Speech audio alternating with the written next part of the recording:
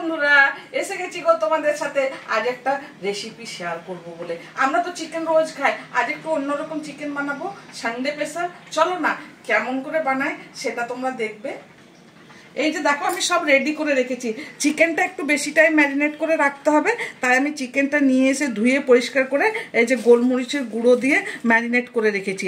এখানে আমি এই দেখো টমেটো, পেঁয়াজ, আদা, রসুন, কাঁচা লঙ্কা, শুকনো লঙ্কা সব পোড়া করে নিয়েছি। এখানে আলুটা ভেজে রেখেছি। এখন আমি এই মশলাগুলো সব ভালো করে মিক্সারে পিষে নিয়ে ফিরে আসছি, আর এসে তোমাদের সাথে শেয়ার করব কিভাবে রান্না করছি। কড়াইটা আমি রেখেছি, তেলও দিয়ে দিয়েছি পরিমাণ মতো গ্যাসের উপর। আর এই যে এখানে আমি কোনো গরম মশলা ইউজ করবো না, তাই শুকনো লঙ্কা ফোড়নে দিলাম, একটু চিনি দিয়ে দিলাম। আর আমি এখানে পেঁয়াজটা খালি পিষে নিয়ে এসেছি। আগে পেঁয়াজটা ভাজবো, তারপর আমি আদা, রসুন, শুকনো লঙ্কা, কাঁচা লঙ্কা, সরষে সব ভালো করে পেস্ট করে নিয়ে আসবো। এখানে গরম মশলা দিলে কি হবে, ভাজা মশলার গন্ধটা চলে যাবে। এই যে এবার আদা, রসুন, টমেটো, শুকনো লঙ্কা, কাঁচা লঙ্কা পেস্টটা দিয়ে দিচ্ছি। আর দেখতে কি সুন্দর হয়েছে দেখো। সব সময় তো আমরা লাল লাল চিকেন রান্না করি, লাল লাল মটন রান্না করি, কখনো কখনো এইভাবেও রান্না করতে হয়। আর খেতে যা টেস্ট হবে না, খুব টেস্টি হবে।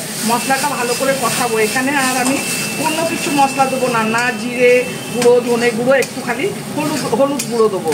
মশলাটা পিষে নিয়ে ভালো করে ভেজে নিচ্ছি। মশলা আমার অনেক ভালো করে কষানো হয়ে গেছে। এখন আমি দিয়ে দিচ্ছি হলুদ।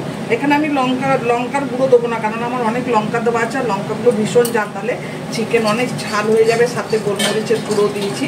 এরপর আমি এই যে মাংসটা ঢেলে দিচ্ছি। এবার আস্তে আস্তে কষাতে থাকবো। এরপর আমি ঢাকা দিয়ে এইটাকে ভালো করে কষিয়ে নেবো। মশলা তো কিছু দেবো না, তাহলে আমার এই যে পোড়ানোর গন্ধটা চলে যাবে। এখন আমি দিয়ে দেবো নুন আর আলুটা। আমার চিকেনটা অনেকটা কষানো হয়ে গেছে, এটা বেশি ঝোল হবে না তো। আর আলুটা আবার আমি ডেকে নাড়াবো এটাকে। এইভাবে কষাবো। কষতে কষতে আমার না চিকেন আলু সব সেদ্ধ হয়ে গেছে, তার একটু কষাবো। এই যে দেখো কি সুন্দর কষানো হয়ে গেছে। আর এত সুন্দর একটা গন্ধ বেরিয়েছে না, সব পোড়ানো মশলার গন্ধ।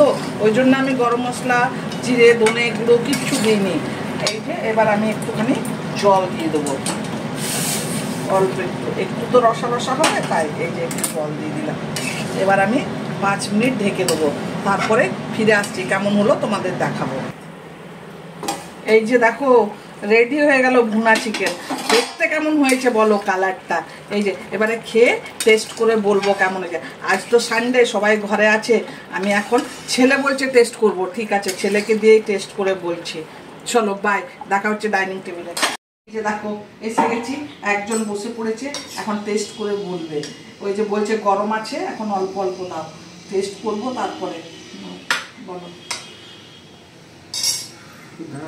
হ্যাঁ দাঁড়িয়েই তো আছি। গন্ধ কি হলো?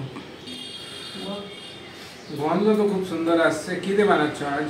আজ তো ভুনা চিকেন না, দেখলি তো সব পোড়া করেছি তারপরে বানিয়েছি।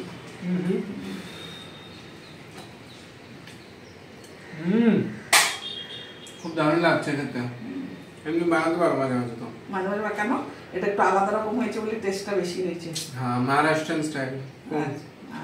এমনি ইয়েতে ধাবাতে পাওয়া যায় অমনি, একদম অমনি হয়েছে খেতে, খুব ভালো হয়েছে।